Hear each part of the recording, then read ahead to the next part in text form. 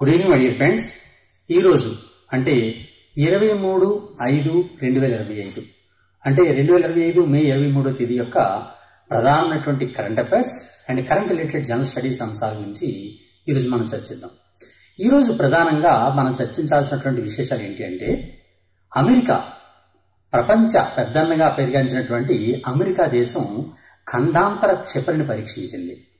ఈ మధ్యకాలంలో American president Donald Trump గారు ప్రకటించినటువంటి ఐరన్ డోమ్ లేదా దాన్నే గోల్డెన్ డోమ్ అని కూడా పిలుస్తున్నారు. ఎందుకంటే ఇజ్రాయెల్ యొక్క ఐరన్ డోమ్ మాదిరిగానే తమ దేశంలో కూడా గోల్డెన్ డోమ్ అనేటటువంటి ఒక మిస్సైల్ డిఫెన్స్ ఎక్విప్మెంట్ ని తయారు చేస్తామని ప్రకటించడం జరిగింది. ఈ నేపథ్యంలో అమెరికా దేశంలో ఖండాంతర క్షిపణిని ICBM ని పరీక్షించడం జరిగింది. దాని మీద తప్పనిసరిగా భవిష్యత్ ఎగ్జామ్స్ లో క్వశ్చన్స్ వచ్చే అవకాశం ఉంది. దాని గురించి మనం మాట్లాడదాం. అంతేకాకుండా కెనడా విదేశాంగ మంత్రిగా మొట్టమొదటి హిందూ మతానికి చెందినటువంటి మహిళ కెనడా విదేశాంగ మంత్రిగా ప్రమాణ స్వీకారం చేయడం జరిగింది. ఆవిడకి సంబంధించినటువంటి ప్రధాన విశేషాల గురించి మనం మాట్లాడుకుందాం. అంతేకాకుండా ఈరోజు వరల్డ్ టర్టిల్ డే లేదా ప్రపంచ తాబేళ్ల దినోత్సవం. ఈ ప్రపంచ తాబేళ్ల దినోత్సవం యొక్క ప్రధానమైన విశేషాల గురించి ఈరోజు మాట్లాడుకుందాం. అంతేకాకుండా పర్వతారోహకులు ఎవరైతే మౌంటైనీరింగ్ చేస్తూ ఉంటారో పర్వతారోహకులు, అటువంటి వారు క్సీనాన్ అనేటటువంటి వాయువును వాడకాన్ని నిషేధిస్తూ నేపాల్ ప్రభుత్వం తీసుకున్నటువంటి విశేషం మీద ఈరోజు ప్రధానమైనటువంటి ప్రకటనలు రావడం జరిగింది. దానికి సంబంధించిన విశేషాలు మాట్లాడుకుందాం. అంతేకాకుండా మారిషస్ చెందినటువంటి చాగోస్ ఐలాండ్స్, ఈ చాగోస్ ద్వీపాలని బ్రిటన్ మారిషస్ దేశానికి అప్పగిస్తున్నట్టుగా ఈరోజు ప్రకటన రిలీజ్ చేయడం జరిగింది. అందులో మారిషస్ దేశం గురించి, చాగోస్ ఐలాండ్స్ గురించి తప్పనిసరిగా మనం మాట్లాడుకోవాలి. అంతేకాకుండా కాలుష్య ఉద్గారాల నియంత్రణ లక్ష్యాల సాధన కోసం భారతదేశం ఏ విధంగా తన లక్ష్యాల్ని చేరుతోంది అనే దాని మీద ఈరోజు ఒక రిపోర్ట్ విడుదల అవడం జరిగింది. ఆ రిపోర్ట్ గురించి కూడా మనం మాట్లాడుకుందాం. ఇప్పుడు ఒక్కొక్క విషయం గురించి డీటెయిల్ గా మాట్లాడుకుందాం. ఫస్ట్ వన్, ఖండాంతర క్షిపణిని పరీక్షించినటువంటి అమెరికా. ఈ ఖండాంతర క్షిపణిని అమెరికా దేశం ప్రకటించింది. ఎందుకంటే ఆ ఖండాంతర క్షిపణి ఏ రకానికి చెందింది అంటే ఒక ICBM అన్నమాట. ICBM అంటే ఇంటర్ కాంటినెంటల్ బ్యాలిస్టిక్ మిసైల్. ఈ ఇంటర్ కాంటినెంటల్ బ్యాలిస్టిక్ మిసైల్ ని ఈరోజు అమెరికా దేశం ప్రయోగించడం జరిగింది, అంటే పరీక్షించడం జరిగింది. యుద్ధ సన్నద్ధత కోసం పరీక్షించడం జరిగింది. అంతే ఏ దేశం మీద కాంక్షించి కాదు, కానీ యుద్ధ సన్నద్ధత కోసమని ఈ ICBM ని పరీక్షించడం జరిగింది. ఈ ICBM యొక్క పేరు ఏంటి అంటే మినిట్ మ్యాన్ 3. ఈ మినిట్ మ్యాన్ 3 అని ఎందుకు పేరు పెట్టారంటే, ICBM అంటే ఇంటర్ కాంటినెంటల్ బ్యాలిస్టిక్ మిసైల్. ఇక్కడ దీని అర్థం ఏంటి అంటే ఇంటర్ కాంటినెంటల్. సాధారణంగా మన ప్రపంచంలో ఖండాలు ఉన్నాయి, వేరు ఖండాలు ఉంటాయి. ఈ ఖండాల్లో ఒక ఖండం నుంచి మరొక ఖండానికి చాలా ఎంత ఎక్కువ దూరం ఉన్నప్పటికీ కూడా మినిట్స్ వ్యవధిలో, అంటే నిమిషాల వ్యవధిలో ఈ బ్యాలిస్టిక్ మిసైల్, ఈ మిసైల్ ఏదైతే ఉందో అది నిమిషాల వ్యవధిలో ఇంకొక కాంటినెంట్ కి, ఖండానికి చేరేటటువంటి కెపాసిటీని కలిగి ఉంటుందన్నమాట. అంత వేగవంతంగా ప్రయాణం చేసేటటువంటి మిసైల్. అయితే ఈ మినిట్ మ్యాన్ 3 ఇప్పుడు మనం పరీక్షించినప్పుడు, అంటే అమెరికా దేశం పరీక్షించినప్పుడు ఎంత వేగంతో వెళ్ళింది అంటే, ఇది గంటకు 15,000 మైళ్ళ వేగంతో ప్రయాణం చేసింది. ఈ విధంగా 4,200 కిలోమీటర్ల దూరం ప్రయాణం చేసింది అని ఈరోజు అమెరికా ప్రకటించడం జరిగిందనమాట. ఈ విధంగా మినిట్ మ్యాన్ 3 అనేది ఒక inter continental ballistic missile. Only ఆ కాంటినెంట్ లోనే కాకుండా ఏ కాంటినెంట్ కైనా సరే నిమిషాల వ్యవధిలో చేరేటటువంటి కెపాసిటీని ఈ క్షిపణి కలిగి ఉంటుందన్నమాట. ఓకే, ఈ రోజు పరీక్షించినటువంటి మినిట్ మ్యాన్ 3 అనేది గంటకు 15,000 కిలోమీటర్ల వేగంతో వెళ్ళింది, 15,000 మైళ్ళ వేగంతో వెళ్ళింది, 4,200 కిలోమీటర్ల ప్రయాణం చేసింది. అయితే ఈ మినిట్ మ్యాన్ 3ని అమెరికా ఎక్కడ పరిశీలించింది లేదా పరీక్షించింది అంటే కాలిఫోర్నియాలోని వాండెన్బర్గ్ స్పేస్ బేస్. ఓకేనండి, ఈ విధంగా వాండెన్బర్గ్ స్పేస్ బేస్ అనేటటువంటి దగ్గర కాలిఫోర్నియాలో ఉన్నటువంటి వాండెన్బర్గ్ స్పేస్ బేస్ లో ఈ ఖండాంతర క్షిపణి అయినటువంటి మినిట్ మ్యాన్ 3ని ఈరోజు అమెరికా వాళ్ళు పరీక్షించడం జరిగిందనమాట. ఇక్కడ మీకు ఆల్రెడీ చెప్పాను, ICBM అంటే ఇంటర్ కాంటినెంటల్ బాలిస్టిక్ మిసైల్. ఇది ఒక ఖండం నుంచి మరొక ఖండానికి నిమిషాల్లోనే అణ్వాయుధాలు కానీ లేకపోతే సాధారణ ఆయుధాలు కానీ ఏ ఆయుధాలైనా సరే పరీక్షించి పంపించేటువంటి కెపాసిటీని కలిగి ఉంటుంది అనమాట. అయితే ఈ మినిట్ మ్యాన్ గురించి ఒకసారి మనం మాట్లాడుకుంటే, ఈ మినిట్ మ్యాన్ ఎవరు ప్రయోగించారంటే యుఎస్ యొక్క ఎయిర్ ఫోర్స్ ప్రత్యేకంగా దీన్ని పరీక్షించడం జరిగిందనమాట. అంటే అమెరికాకు చెందినటువంటి ఎయిర్ ఫోర్స్ పరీక్షించింది. అది ఈ ICBM ని మినిట్ మ్యాన్ 3 ICBM ని ఎవరు తయారు చేస్తున్నారంటే బోయింగ్ సంస్థ ఉంటుంది కదండి, అమెరికాలోని బోయింగ్ సంస్థ. ఈ బోయింగ్ సంస్థే ఈ మినిట్ మ్యాన్ 3ని పరీక్షించడం జరిగింది. నిజానికి దీన్ని మినిట్ మ్యాన్ 3ని 1970లోనే ప్రవేశపెట్టడం జరిగింది. కాకపోతే దీన్ని ఇప్పుడు మరింత అభివృద్ధి పరిచి దీన్ని పరీక్షించడం జరిగింది. ఇప్పుడు దీని విషయం చూస్తే, మినిట్ మ్యాన్ గురించి చూస్తే, మినిట్ మ్యాన్ యొక్క ప్రత్యేకమైన లక్షణాలు ఏంటంటే దీని రేంజ్ పరిధి ఎంత అంటే మినిట్ మ్యాన్ 3 యొక్క పరిధి 13,000 కిలోమీటర్లు. అంటే 13,000 కిలోమీటర్ల దూరం వరకు కూడా ఇది ఏ లక్ష్యాలైనా సరే ఛేదించగలిగినటువంటి కెపాసిటీ కలిగి ఉంటుంది. అంతేకాకుండా దీని వేగం చూస్తే, దీని వేగం మాక్ 23 అంటే ధ్వని వేగం కన్నా 23 రెట్లు వేగంగా ప్రయాణం చేసే కెపాసిటీ కలిగి ఉంటుంది. అంటే ఇంచుమించుగా గంటకి 28,000 కిలోమీటర్లు, గంటకి 28,000 కిలోమీటర్ల వేగంతో ప్రయాణం చేసేటటువంటి కెపాసిటీని కలిగి ఉంటుంది అనమాట. ఒకేసారి 1 నుంచి 3 వరకు multiple independently targetable reentry vehicles ని, అంటే ఒకేసారి 1 నుంచి 3 వరకు కూడా వేరు వార్ హెడ్స్ కూడా ప్రయోగించేటటువంటి కెపాసిటీని ఈ మినిట్ మ్యాన్ 3 అనేది కలిగి ఉంటుంది అనమాట. ఇంత పవర్ఫుల్ అయినటువంటి మిసైల్ కాబట్టి ఇప్పుడు మనం మాట్లాడుకుంటున్నాం. ఇది ఒక ఇంటర్ కాంటినెంటల్ బ్యాలిస్టిక్ మిసైల్. ఓకేనండి, ఇది దీనికి సంబంధించినటువంటి ప్రధాన విషయం. నెక్స్ట్ మరొక విషయం చూద్దాం. ఇప్పుడు దీనికి సంబంధించి ఈ విషయాలు మాట్లాడుకుంటే సరిపోతుంది. నెక్స్ట్ వన్ ఏంటి అంటే, కెనడా విదేశాంగ మంత్రి కింద మొట్టమొదటి ఒక హిందూ మహిళ ప్రమాణ స్వీకారం చేయడం జరిగింది. ఆవిడ పేరేంటి అని అడిగేట అవకాశం ఉందన్నమాట. ఆవిడ పేరేంటి అంటే అనితా ఆనంద్ అనేటటువంటి ఈవిడ ఈరోజు కెనడా విదేశాంగ మంత్రిగా, కెనడా దేశం యొక్క విదేశాంగ మంత్రిగా ప్రమాణ స్వీకారం చేయడం జరిగిందనమాట. ఇది మనం గుర్తుంచుకోవాల్సిన ప్రధాన పాయింట్. అయితే ఇక్కడ ఏ దేశానికి సంబంధించింది అనేది మాత్రం మనం కంపల్సరీగా అడుగుతారు. ఏ దేశానికి సంబంధించినటువంటి దేశంలో అనితా ఆనంద్ గారు ఈరోజు విదేశాంగ మంత్రిగా ప్రమాణ స్వీకారం చేయడం జరిగింది అని అంటే మాత్రం అది కెనడా దేశానికి సంబంధించింది. కెనడా దేశం అంటే మనకు తెలుసు కదండి, కెనడా దేశం అనేది మనకి నార్త్ అమెరికా దగ్గరలో మనకు సాధారణంగా కనిపిస్తుంటుంది. నార్త్ అమెరికా అంటే అమెరికాకు పై భాగంలో నార్త్ అమెరికా ఖండంలో ఇది సాధారణంగా ఉంటుంది. అంతేకాకుండా ప్రస్తుతం ఈ కెనడాకి రాజధాని ఏంటి అంటే ఒట్టావా దీనికి ప్రస్తుతం క్యాపిటల్ గా ఉంది. ఈ మధ్యకాలంలోనే మన దేశంతో బాగా విభేదాలు ఎక్కువగా వస్తున్నాయి కాబట్టి ఈ మధ్య చర్చల్లో రావడం జరిగింది. ఇది ప్రధానంగా మనం గుర్తుంచుకోవాల్సిన అంశం ఏంటంటే కెనడా విదేశాంగ మంత్రిగా మొట్టమొదటి మహిళ ఎవరున్నారంటే అనితా ఆనంద్ గారు ఉన్నారు. ఇది మనం గుర్తుంచుకోవాల్సినటువంటి ప్రధాన పాయింట్. ఈరోజు ప్రపంచ తాబేళ్ల దినోత్సవం, అంటే వరల్డ్ టర్టిల్ డే. టర్టిల్ అంటే తాబేళ్లు మళ్ళీ 3 రకాలు ఉంటాయి. టార్టాయిస్, టర్టిల్స్, టెర్రాపిన్స్ అని 3 పిలుస్తూ ఉంటారు. టార్టాయిస్ అంటే భూమి మీద ఉండేవన్నమాట. టర్టిల్స్ అంటే సముద్రంలో ఉండేటటువంటి తాబేళ్ళని టర్టిల్స్ అంటారు. టెర్రాపిన్స్ అంటే మంచినీటిలో ఉండేటటువంటి తాబేళ్ళని టెర్రాపిన్స్ అంటారు. ఆ విధంగా 3 రకాలు ఉంటాయి అన్నమాట. ఒకటి టార్టాయిస్ ఉంటుంది, 2 టర్టిల్స్ ఉంటాయి, 3 టెర్రాపిన్స్ అంటారు, టెర్రాపిన్స్. ఈ విధంగా ఏ పేరుతో పిలిచినా సరే ఈ 3 కూడా తాబేళ్లు అనమాట. తెలుగులో తాబేళ్లు అని పిలుస్తాం, ఈ ఇంగ్లీష్లో మాత్రం 3 రకాలు ఉంటాయి అన్నమాట. అయితే ప్రతి సంవత్సరం కూడా వరల్డ్ టర్టిల్ డే లేదా ప్రపంచ తాబేళ్ల దినోత్సవం ఎప్పుడు నిర్వహిస్తారంటే మే 23వ తేదీన ప్రతి సంవత్సరం కూడా ప్రపంచంలో తాబేళ్ల యొక్క ప్రాధాన్యతను గుర్తిస్తూ మే 23వ తేదీన ప్రపంచవ్యాప్తంగా వరల్డ్ టర్టిల్ డే లేదా ప్రపంచ తాబేళ్ల దినోత్సవం అనేది నిర్వహిస్తూ ఉంటారు.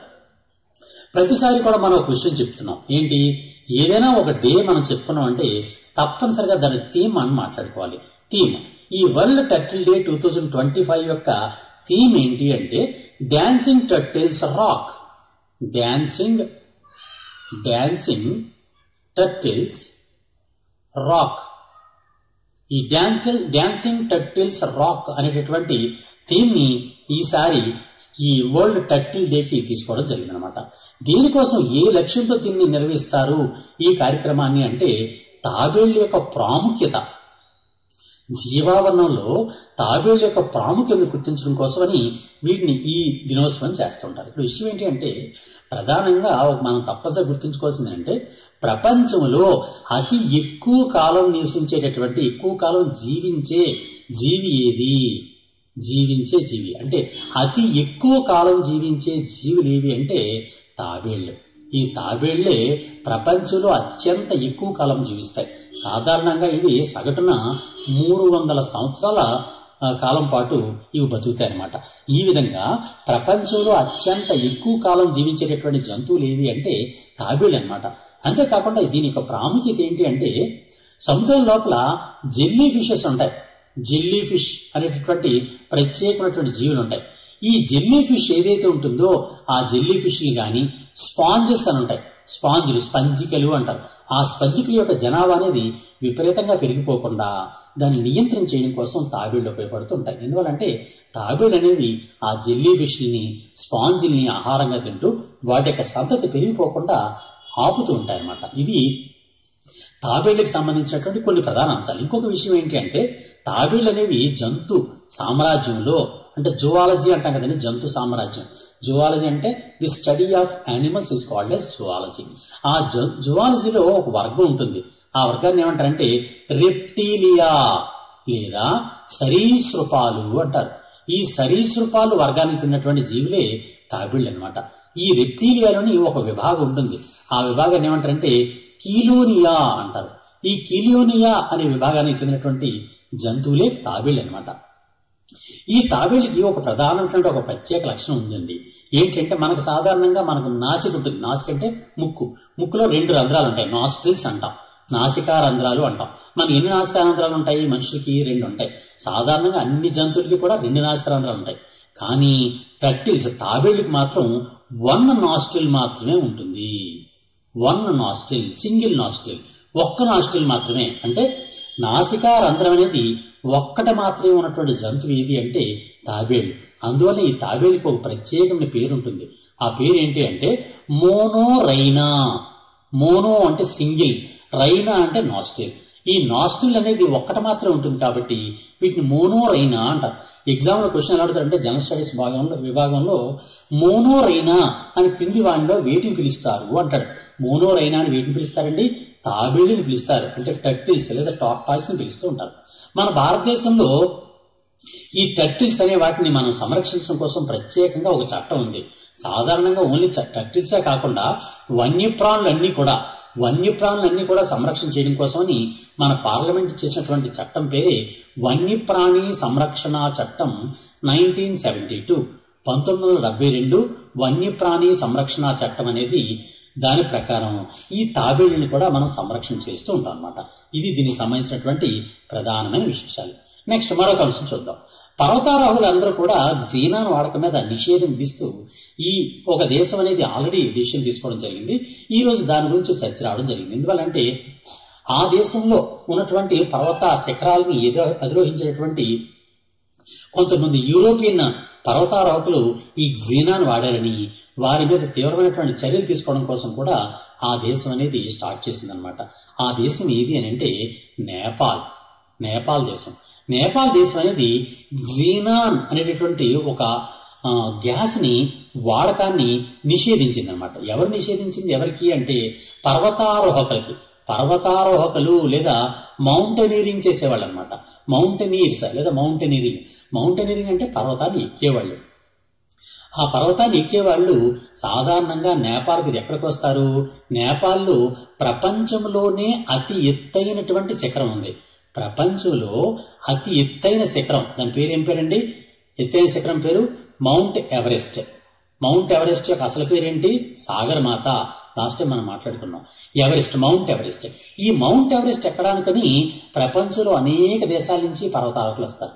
అయితే ఈ మౌంట్ ఎవరెస్ట్ని ఎక్కడం అంత ఈజీ కాదు.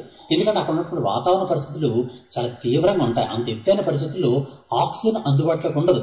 ఆక్సిజన్ చాలా తక్కువగా అందుబాటులో ఉంటుంది. అలాంటి ఆక్సిజన్ తక్కువ ఉన్నప్పుడు అలవాటు పొందాలి. మన శరీరం మళ్ళీ ఆక్సిజన్ లెవెల్ తక్కువ ఉన్నప్పుడు కూడా జీవించగలిగే విధంగా ఉన్నటువంటి అలవాటు చేసుకోవాలి. దానికోసం పర్వతారోహకులు నేపాల్ వచ్చి నెలల తరబడి అక్కడ వెయిట్ చేస్తారు. వెయిట్ చేసి అక్కడ ఉన్నటువంటి పరిస్థితులకు అలవాటు అయిన తర్వాత అప్పుడు ఎవరెస్ట్ని ఎక్కుతుంటారు. కానీ అటువంటి సమస్యలు ఏమి లేకుండా డైరెక్ట్గా అటువంటి తక్కువ ఆక్సిజన్ ఉన్నటువంటి పరిస్థితుల్లో కూడా ఈజీగా ఆ పర్వతాన్ని అధిరోహించేటటువంటి కెపాసిటీ ఈ క్సీనాన్ అనేటువంటి వాయువుని పీలుస్తూ వచ్చేస్తుంది. అందువలన ఈ క్సీనాన్ని ఎవరైనా పీల్చారు అంటే అది మామూలు సాధారణటువంటి వ్యక్తులు పర్వతారోహణ చేసే వాళ్ళతో పోటీకి ఈ క్సీనాన్ వాడినటువంటి పర్వతారోహకులు పోటీ పడడం అనేది సమంజసం కాదు. ఎందువల్లంటే వారు కృత్రిమంగా వారికి సంపాదించుకొని డ్రగ్స్ వాడినట్టుగా, స్పోర్ట్స్ మెన్స్ డ్రగ్స్ వాడినట్టుగా పర్వతారోహకులు క్సీనాన్ వాడితే అత్యంత ఈజీగా పర్వతారోహణ చేసేయగలుగుతారు అనమాట. అందువలన నేపాల్ ప్రభుత్వం ఏం చేసిందంటే క్సీనాన్ వాడకాన్ని నిషేధించింది. అంతేకాకుండా వచ్చిన పర్వతారోహకులందరూ కూడా క్సీనాన్ వాడి పర్వతారోహణ చేస్తే ఎవరెస్ట్ శిఖరాన్ని జస్ట్ మినిమం 5 days ఎక్కేయగలుగుతారు అనమాట. అటువంటి సమస్యలు వచ్చినప్పుడు ఈ ఏదైతే వారి పర్యాటక విభాగం ఉంటుందో ఆ పర్యాటక రంగానికి వచ్చేటటువంటి ఆదాయం కూడా నేపాల్ ప్రభుత్వం కోల్పోతుంది. అందువల్ల ఆ నేపాల్ ప్రభుత్వం ఆ ఆదాయాన్ని కోల్పోకుండా ఉండడం కోసమని పర్యాటక రంగం మరింత ప్రశాంతంగా జరిగే విధంగా అందరికీ సమాన హక్కులు ఇవ్వడం కోసమని క్సీనాన్ వాడకాన్ని నేపాల్ ప్రభుత్వం అనేది నిషేధించడం జరిగిందనమాట. ఆ విధంగా నిషేధించడం జరిగింది. కానీ ఈ రోజు కొంతమంది యూరోపియన్ పర్వతారోహకులు ఏం చేశారంటే ఆ క్సీనాన్ గ్యాస్ వాడకాన్ని వినియోగించడం జరిగిందనమాట. అందువల్ల ఇది మళ్ళీ వార్తల్లోకి రావడం జరిగిందనమాట. ఇది క్సీనాన్ అనేది ఏంటంటే హై ఎండ్ హాస్పిటల్స్ ఉంటాయి, అంటే చాలా పెద్ద పెద్ద హాస్పిటల్స్, వాటిలో ఎనస్థీషియా కోసం ఇస్తారనమాట. ఎనస్థీషియా అంటే నిద్రమాత్రలు ఏదైనా వాడతారో ఆ నిద్రమత్తు కోసమని ఇస్తూ ఉంటారు అనమాట. ఇది దీనికి సంబంధించినటువంటి ప్రధాన విషయం. నేపాల్ యొక్క రాజధాని కాఠ్మండు. దీనిలో నేపాల్లో ఉన్నటువంటి ప్రపంచంలోనే అతి ఎత్తైనటువంటి శిఖరం ఉంది. ఆ శిఖరం పేరే ఎవరెస్ట్, మౌంట్ ఎవరెస్ట్. ఓకే, ఇది దీనికి సంబంధించిన ప్రధాన విషయం. నెక్స్ట్ మరొక విషయం, మారిషస్ దేశానికి చాగోస్ ఐలాండ్స్ ని అప్పగిస్తున్నట్టుగా ఈ రోజు బ్రిటన్ ప్రకటించింది. ఏంటిది? దీనికి సంబంధించినటువంటి విశేషం ఏంటి? మనం ఎందుకు దీని గురించి మాట్లాడుకోవాలో ఒకసారి చూద్దాం. Chagos islands. ఈ చాగోస్ ఐలాండ్స్ అనేవి ఎక్కడ ఉన్నాయంటే ఇక్కడ మీరు చూడండి, మీకు మ్యాప్ పాయింటింగ్ లో చూపిస్తున్నాను. ఇదిగో ఇండియా, ఇది ఇండియా, భారతదేశం. ఈ భారతదేశానికి కింద ఉన్నటువంటి ఈ మొత్తం సముద్రం అంతా కూడా ఇండియన్ ఓషన్. ఈ ఇండియన్ ఓషన్ లోపల అనేకమైన ఐలాండ్స్ ఉన్నాయి. ఫర్ ఎగ్జాంపుల్ శ్రీలంక, ఇండియాకి దిగువ భాగంలోని శ్రీలంక ఉంది. ఇక్కడ ఈ శ్రీలంకకి ఇంకా కిందకు వెళ్తే ఇక్కడ మాల్దీవ్స్ ఉంటాయి. అంతేకాకుండా అరేబియా సముద్రంలో ఇక్కడ లక్షద్వీపులు ఉంటాయి, మనవే లక్షద్వీపులు. ఇక్కడ అండమాన్ నికోబార్ ఐలాండ్స్ ఉంటాయి, మనవే. అయితే ఇక్కడ దగ్గరలోనే ఈ లక్షద్వీపులకి దగ్గరలోనే మాల్దీవ్స్ ఉంటాయి. మాల్దీవ్స్ కొంచెం ముందుకు వెళ్తే షీసెల్స్ వెళ్తాయి. షీసెల్స్ కొంచెం ముందుకు వస్తే మాల్దీవ్స్ దగ్గరలోనే డియాగో గార్షియా ఐలాండ్స్ ఉంటాయి. దానికి దగ్గరలోనే మారిషస్ ఉంటుంది అనమాట. మారిషస్ దేశం ఉంటుంది. ఈ మారిషస్ దేశం అనేది దానికి దగ్గరలోనే డియాగో గార్షియా ఉంటాయి.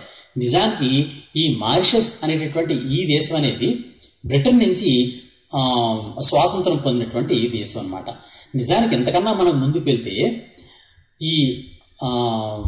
ఈ చాగోస్ ఐలాండ్స్ అనేవి ఎక్కడ ఉన్నాయంటే ఇప్పుడు డియాగో గార్షియా అని కనిపిస్తుంది కదండి. ఈ డియాగో గార్షియా అనేది ఒక పెద్ద ద్వీపం. ఈ ద్వీపానికి చుట్టూ చిన్న చిన్న ద్వీపాలు ఉంటాయి. ఈ ద్వీపాలన్నింటినీ అంటే డియాగో గార్డియా చుట్టూ ఉన్నటువంటి ద్వీపాల యొక్క సమూహాన్ని చాగోస్ ద్వీపాలు లేదా చాగోస్ ఆర్చిపెలాగో అని పిలుస్తారు.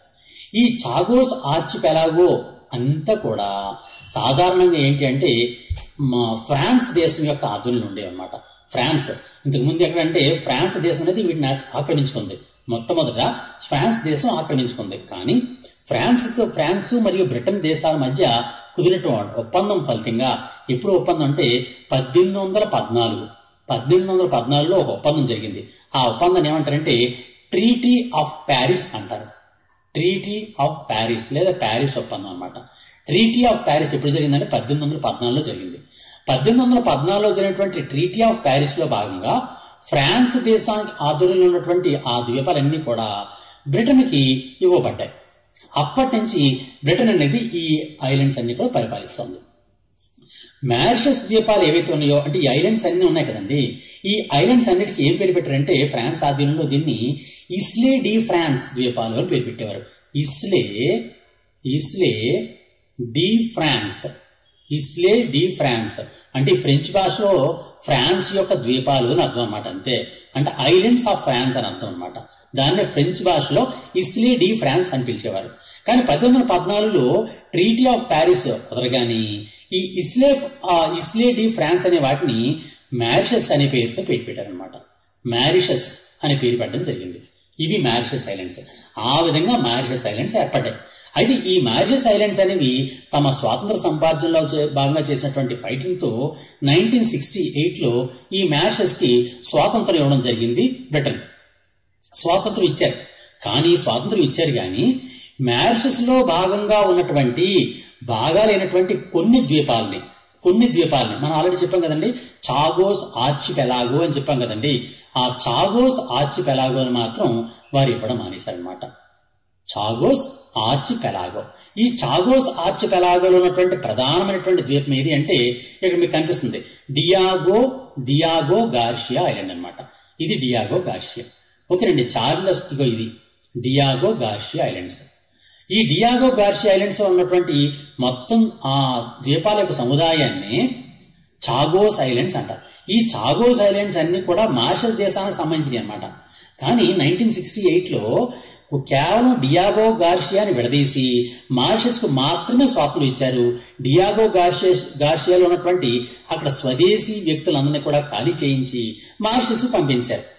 ఆ విధంగా డియాగో గార్షియాని పూర్తిగా అక్కడ ఉన్నటువంటి మార్షిలియన్ ప్రజలందరినీ కూడా అక్కడి నుంచి పంపించి ఇక్కడ ఒక సైనిక పోస్ట్ ని ఏర్పాటు చేసుకున్నారు. సైనిక విభాగాన్ని ఏర్పాటు చేసుకున్నారు అనమాట.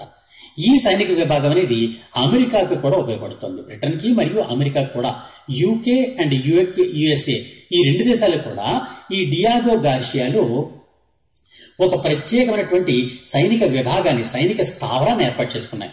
ఆ సైనిక స్థావరానికి ఏం పేరు పెట్టుకున్నారు అంటే బిఐఓటి అని పేరు పెట్టుకున్నారు. బిఐఓటి అంటే అర్థం ఏంటంటే బ్రిటిష్ ఇండియన్ ఓషన్ టెరిటరీ అని పేరు పెట్టుకున్నారు. డియాగో గార్షియా ఐలాండ్స్ అన్నింటిలో ఉన్నటువంటి సైనిక స్థావరానికి ఏం పేరు పెట్టారంటే బిఐఓటి అని పేరు పెట్టారు. బిఐఓటి అంటే అర్థం ఏంటి? బ్రిటిష్ ఇండియన్ ఓషన్ టెరిటరీ అని అర్థం అన్నమాట. ఈ బ్రిటిష్ ఇండియన్ ఓషన్ టెరిటరీ విభాగం అంతా కూడా డియాగో గార్షియాలో ఉండేది. అయితే అప్పటి నుంచి కూడా 1968లో స్వాతంత్రం పొందినప్పటి నుంచి కూడా మారిషస్ అనేది తమ ద్వీపాలను తమకు ఇవ్వాల్సిందిగా వాళ్ళతో డిమాండ్ చేస్తోంది. ఈ డిమాండ్ చేసిన వాటిని వీటి పట్టించుకోకపోతే ఇంటర్నేషనల్ కోర్ట్ ఆఫ్ జస్టిస్, ఆ ఇంటర్నేషనల్ కోర్టు యొక్క పెర్మనెంట్ కోర్ట్ ఆఫ్ ఆర్బిట్రేషన్ వెళ్ళారు. పెర్మనెంట్ కోర్ట్ ఆఫ్ ఆర్బిట్రేషన్ అంటే అంతర్జాతీయ కోర్టు అంటాం కదండి, ఆ అంతర్జాతీయ కోర్టుకి వెళ్ళడం జరిగింది. ఆ అంతర్జాతీయ కోర్టు 2015 మార్చి 18వ తేదీన ఒక తీర్పు ఇచ్చింది. ఆ తీర్పు ప్రకారం డియాగో గార్షియా ఐలాండ్స్ అంటే ఈ చాగోస్ ఐలాండ్స్ అన్ని కూడా మారిషస్ కే చెందుతాయి కాబట్టి తప్పనిసరిగా బ్రిటన్ మారిషస్ కి దాన్ని దాఖలు ఇచ్చేయాలి అని తీర్పునివ్వడం జరిగిందనమాట. ఇది జరిగింది. ఈ విధంగా జరిగినప్పుడు ఇప్పుడు దానికి బదులుగా డియాగో గార్షియాని మారిషస్ ఇస్తున్నట్టుగా బ్రిటన్ అనేది ప్రకటించడం జరిగిందనమాట. ఓకే, ఇది దాని సంగతి. అయితే ఇచ్చేస్తాను అన్నారు కానీ ఇవ్వట్లేదు. ఏం చేస్తున్నారు? డియాగో గార్షియాని 99 సంవత్సరాల పాటు 99 ఇయర్స్ 99 సంవత్సరాల పాటు మారిషస్ నుంచి అద్దెకి తీసుకుంటున్నట్టుగా, లీజుకి తీసుకున్నట్టుగా ఇప్పుడు వాళ్ళు ఒప్పందం చేసుకున్నారు అనమాట. మారిషస్ దేశం నుంచి లీజుకి తీసుకుంటున్నట్టుగా, వాళ్ళ దగ్గర నుంచి లీజుకి తీసుకున్నట్టుగా ఇప్పుడు వాళ్ళ నుంచి ఒప్పందం చేసుకోవడం జరిగింది. ఎవరి నుంచి? మారిషస్ తో ఒప్పందం చేసుకోవడం జరిగింది అనమాట. ఆ విధంగా ప్రతి సంవత్సరం కూడా $136 మిలియన్, 136 మిలియన్ US డాలర్లు రెంట్గా ఇచ్చి, లీజ్గా ఇచ్చి, అంటే మారిషస్కి ఇచ్చి, బ్రిటన్ అనేది డియాగో గార్షియాలో ఉన్నటువంటి సైనిక స్థావరాన్ని కంటిన్యూ చేస్తుంది. అదే సైనిక స్థావరంలో USA కూడా తన యొక్క సైనిక స్థావరాలు మెయింటైన్ చేస్తూ ఉంటుందన్నమాట. ఈ విధంగా మాల్దీవ్స్ ఈ మారిషస్ చెందినటువంటి ఈ ఐలాండ్స్ అనేవి ప్రస్తుతం వార్తల్లోకి రావడం జరిగింది. అందువల్ల ఇప్పుడు మనం ఇవన్నీ కూడా చెప్పుకోవాల్సి వచ్చిందనమాట. ఇది మనం గుర్తుంచుకోవాల్సినటువంటి ప్రధాన విషయం. క్వశ్చన్ ఎలా వస్తుందంటే, ఇటీవల వచ్చినటువంటి చాగోస్ ద్వీపాల వివాదం అనేది ఏ రెండు దేశాల మధ్య జరుగుతోంది అంటే బ్రిటన్ అండ్ మారిషస్. చాగోస్ ద్వీపాల్లో ఉన్నటువంటి ముఖ్యమైన మిలిటరీ బేస్ పేరేంటి? Diego Garcia. 2019లో చాగోస్ ద్వీపాల మీద తీర్పు ఇచ్చినటువంటి అంతర్జాతీయ న్యాయస్థానం ఇంటర్నేషనల్ కోర్ట్ ఆఫ్ జస్టిస్ ఏ దేశానికి మద్దతు ఇచ్చింది అంటే మారిషస్ దేశానికి. అంతేకాకుండా చాగోస్ దీవుల్ని బలవంతంగా ఏ సంవత్సరంలో డియాగో గార్షియాలో ప్రత్యేకమైనటువంటి సైనిక స్థావరాన్ని ఏర్పాటు చేసుకున్నారంటే 1965లో ఏర్పాటు చేసుకోవడం జరిగింది. ఇలా దీనికి సంబంధించినటువంటి క్వశ్చన్స్ అన్ని కూడా వచ్చే అవకాశం ఉంటుందన్నమాట. ఓకే, ఇది దీనికి సంబంధించినటువంటి ప్రధాన విషయం. అయితే ఇక్కడ మనం ఇంకో విషయం మనం గుర్తుంచుకోవాలి. ఇప్పుడు మన వార్తలో వచ్చింది ఏది? మారిషస్. అందులో మారిషస్ గురించి కొన్ని విషయాలు మేము మాట్లాడుకోవాలి. మారిషస్ దేశం యొక్క రాజధాని ఏంటి అంటే, దాని రాజధాని ఏంటి అంటే పోర్ట్ లూయిస్. పోర్ట్ లూయిస్ అనేది మారిషస్ దేశం యొక్క రాజధాని. నిజానికి మారిషస్ దేశంలో అత్యధిక మంది ప్రజలు ఏ దేశస్తులు ఉన్నారు అంటే భారతదేశస్తులే, భారత సంతతి ప్రజలే ఎక్కువ ఉన్నారనమాట. భారత సంతతి ప్రజలు మారిషస్ దేశంలో ఉన్నటువంటి మొత్తం జనాభాలో 67%, 67% ప్రజలు మన ఇండియన్ ఆరిజిన్ అనమాట. ఎందుకంటే ఇండియా నుంచి అప్పట్లో బ్రిటిషర్స్ అక్కడ ఉన్నటువంటి మారిషస్ అగ్రికల్చర్ ఫీల్డ్స్ లో పనిచేయడం కోసం ఇండియన్స్ తీసుకెళ్లిపోయారు. ఆ విధంగా మారిషస్ దేశంలో అత్యధిక ప్రజలు అనేవాళ్ళు భారతదేశస్తులే అయిపోయారనమాట. ఆ విధంగా భారత సంతతి అంటే మారిషస్ జనాభాలో ఉన్నటువంటి అత్యధిక మంది ప్రజలు ఎవరు అంటే మన 67% మంది మన భారతదేశానికి సంబంధించిన వాళ్లే. అందులోనూ కూడా మారిషస్ దేశంలో ఉన్నటువంటి మొత్తం ప్రజల్లో హిందూ మతం పాటిస్తున్న వాళ్ళు 47.9% ఉన్నారు. ఈ విధంగా మన దేశానికి చెందినటువంటి హిందూ మతం అవలంబిస్తున్నటువంటి మారిషస్ ప్రజల యొక్క శాతం ఎంత అంటే 47.9%. ఆ విధంగా మారిషస్ దేశం అనేది మనకు అత్యంత దగ్గర సంబంధం కలిగినటువంటి దేశంగా ఆవిర్భవించడానికి కారణం అదే అన్నమాట. ఆ విధంగా ప్రస్తుతం ఈ మారిషస్ దేశానికి రాష్ట్రపతి అంటే అధ్యక్షుడిగా ఎవరున్నారు అంటే ధరమ్ గోకుల్. ఈ ధరమ్ గోకుల్ గారు రాష్ట్రపతిగా ఉన్నారు. అలాగే ప్రధానమంత్రిగా పిఎంగా నవీన్ రామ్ గోపాలన్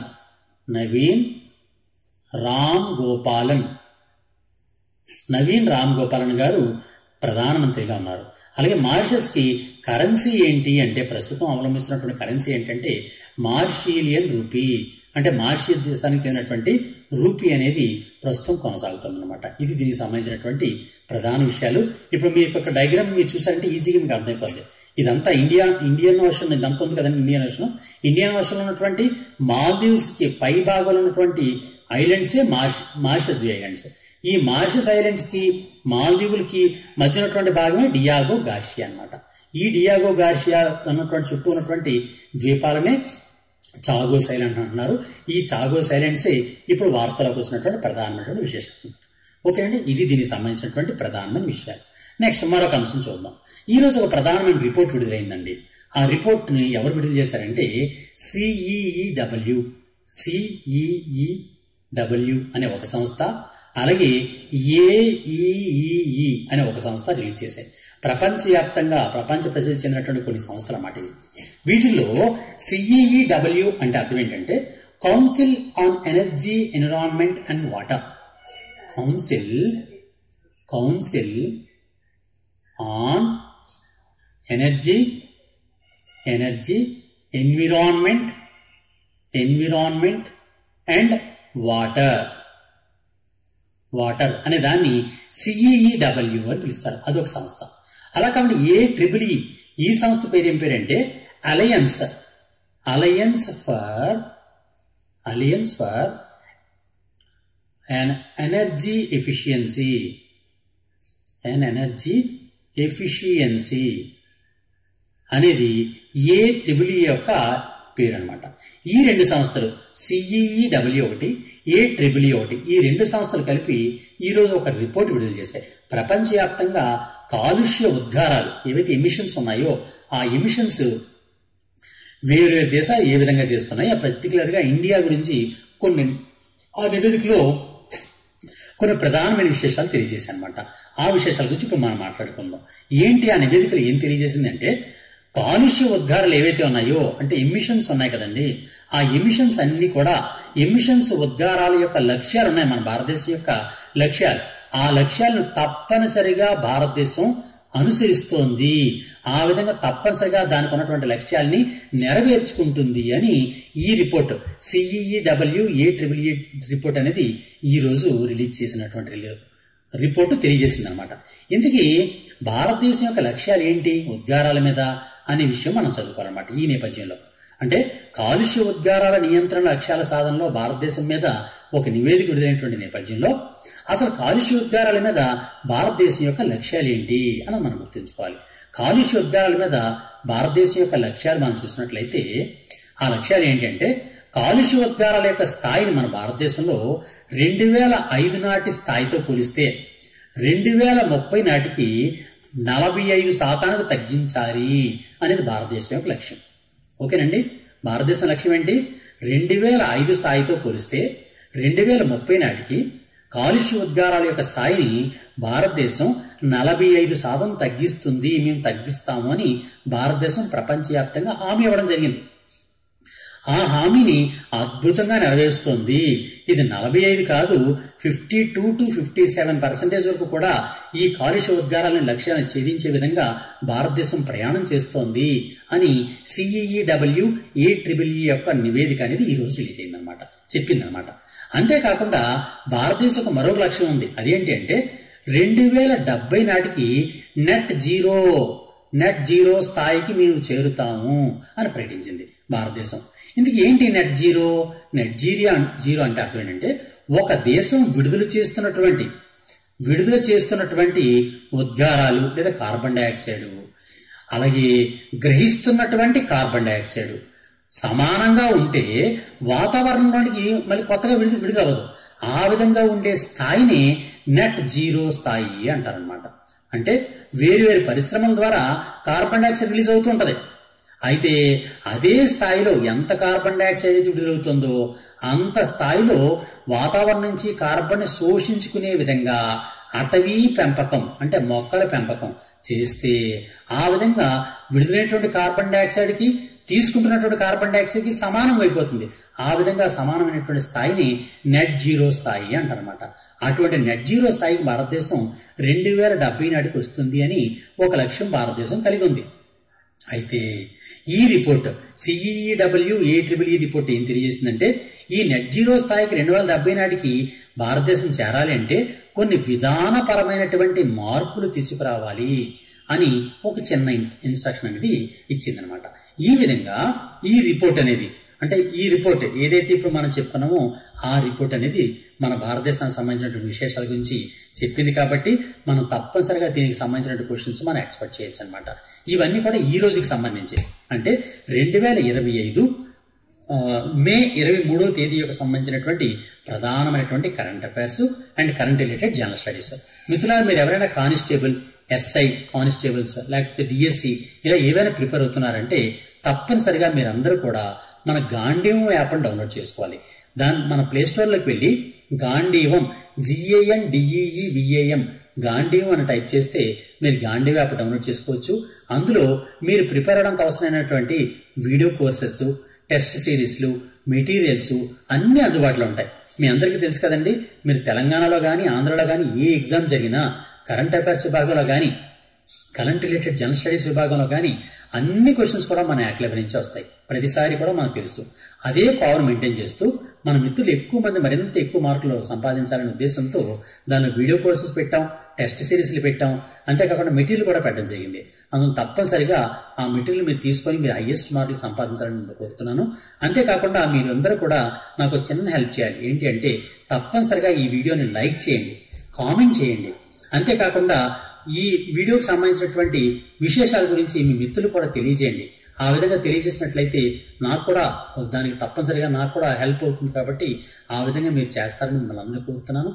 ఎవరైనా కొత్తగా మన యూట్యూబ్ ఛానల్ చూస్తే తప్పనిసరిగా సబ్స్క్రైబ్ చేసుకోండి. సబ్స్క్రైబ్ పెట్టి చేసుకున్నారో నేను పెట్టినటువంటి వీడియోస్ వెంటనే మీ దగ్గరికి వచ్చే అవకాశం మీకు ఉంటుందన్నమాట. అందులో తప్పనిసరిగా ఆ విధంగా చేస్తారని మిమ్మల్ని కోరుతున్నాను.